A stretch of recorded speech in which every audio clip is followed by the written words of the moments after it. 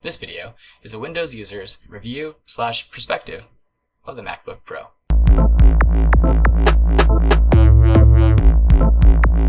I'm going to structure this review into 3 parts: physical design, day-to-day usage experience, and a summary to whether the Mac meets my needs.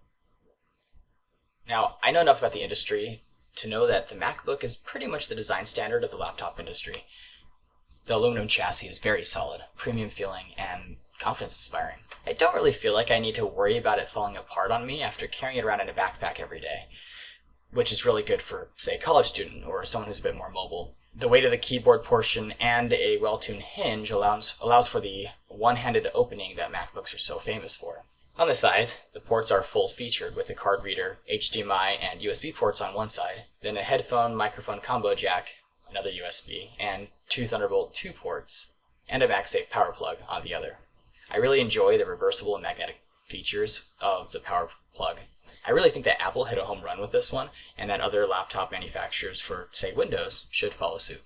As an engineer, I tend to care a lot about design and just how a product really comes together. A great way that the MacBook excels in this area is the cooling fan. Now, I'm not to say that the cooling is particularly amazing, and I will touch on that later. However, the fact that it pulls air from the sides of the device instead of from directly under it is brilliant. It makes actual laptop usage possible without compromising cooling by covering the intake fan with your legs. The exhaust coming out of the hinge is a nice touch as well. An area where the laptop is not so excellent is on the bottom, for example. The little foot pads, while they're nice to keep the MacBook off of the surface you are on and keeping the bottom from being scratched, they are not as grippy as I'd like them to be. They definitely still slide around on my wooden desk, and the aluminum chassis in general feels like I'm kind of scared for it to be scratched. I feel like I'm constantly trying to wipe it down, and I'd feel like maybe a coating of some kind might be useful there. Otherwise, though, I'm nitpicking. This is a great device and very well and premiumly designed, if that's a word. Premiumly? I don't know. Now, onto the display.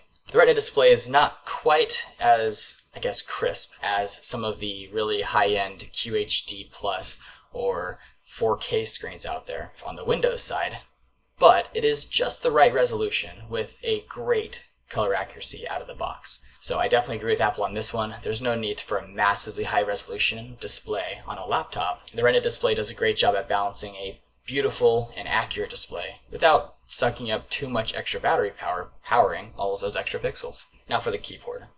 I'll have a dedicated laptop keyboard comparison video coming soon, but for the sake of this video, the MacBook is known to have a great keyboard. I knew that going in.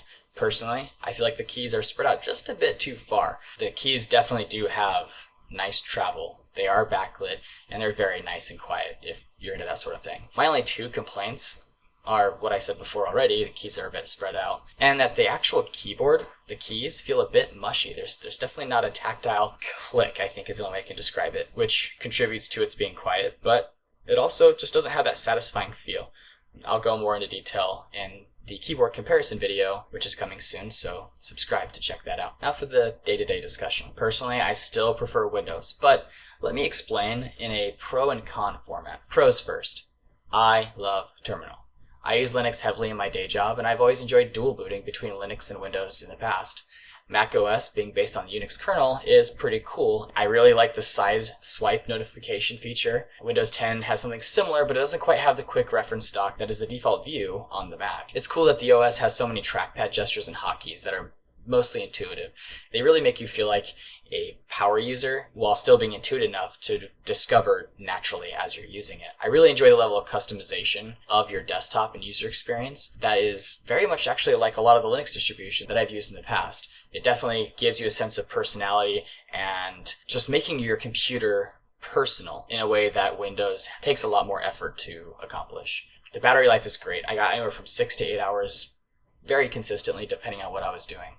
And I did some tasks that involved a variety between heavy encoding work and simple web browsing. The App Store is pretty well stocked. Windows is definitely still trying to do this, and I like that idea. It is nice to be able to pull applications from repositories like in Linux and be able to do so from a clean user interface. Something I think Windows needs to work on is not having the apps be dumbed down versions of the normal application, but rather be a full-featured application, just easily found, almost like Steam does for games. I like that the App Store does the same thing, but for Mac applications. Now for the cons. The biggest con I found, honestly, is actually having to do with more with design, and that is, when taxing the system, the fan is incredibly loud. Now this isn't really something I hear people talking about when discussing the MacBook. Usually it's, oh, its design is great, and the cooling is amazing, and it's quiet, and you can just use it on your lap, and it's no big deal. That may be true for some of the other Macs, but the MacBook Pro, and specifically the one I have here, is very loud. This guy is a jet engine. But not only that, I actually had to put a pillow between me and the MacBook because it was so hot. The cooling fan and the exhaust was not able to keep up with the heat the processor generated. Now, all laptops get hot. My Razer Blade Stealth gets crazy hot, but it does not get insanely hot in areas that I'm touching. Now, if I go and touch like the area right next to the power button, maybe to the left or right of it, yes, it is very hot. But on my lap, I can still use it just fine. I don't feel like I'm melting my legs off. But that MacBook, man. Now, some other more preference-related things, like I prefer Windows Explorer over Finder for file browsing. So to discuss this next thing, I'll use anecdotal evidence here. I tried to download my password manager of choice, KeePass, but because it's not an Apple-approved developer list, I had to go and change my settings to allow these applications to be installed. This is a good virus prevention feature, but it's still annoying. And even after doing this, KeePass failed to install, and now it sits in my applications unable to be uninstalled or used. It's just sitting there, taking up screen real estate. And that really annoys me. I don't like that. So ultimately, does the MacBook meet my needs? Well, that kind of depends. If I'm assuming that this device is my daily driver and I turn my desktop into the virtualization server, which is the whole point of me looking for a new laptop anyway, then no. The Mac does not run my favorite free-to-play games, which are Rift and Warframe, without either dual booting into Windows or dealing with a performance loss by emulating DirectX in Wine or using a paid solution like I think it's called Parallels. So unfortunately, the MacBook doesn't quite meet my needs as being an all-around computer that's good for everything. I personally found myself constantly going back to my Razer Blade Stealth and wanting to use that instead of the MacBook Pro, just out of both comfort as well as the physical design. I enjoy the Windows experience. But in summary, I can definitely understand why the MacBook Pro is the industry's design standard for laptops. The build quality is without a question one of the best I've handled, and the software, with Unix at its core, is stable and enjoyable to use. At the end of the day, it came down to ecosystem for me. I'm already invested in Google and the Microsoft ecosystem and applications. Switching would take an investment that right now I'm just really not prepared to make. But if you are not yet invested in an ecosystem already right now, then I hope this discussion helped you decide whether you can switch over to the Mac or if you should still keep looking for a new Windows laptop. I hope you enjoyed this video. If you did, give it a like. And while you're down there, subscribe to see much more content coming soon.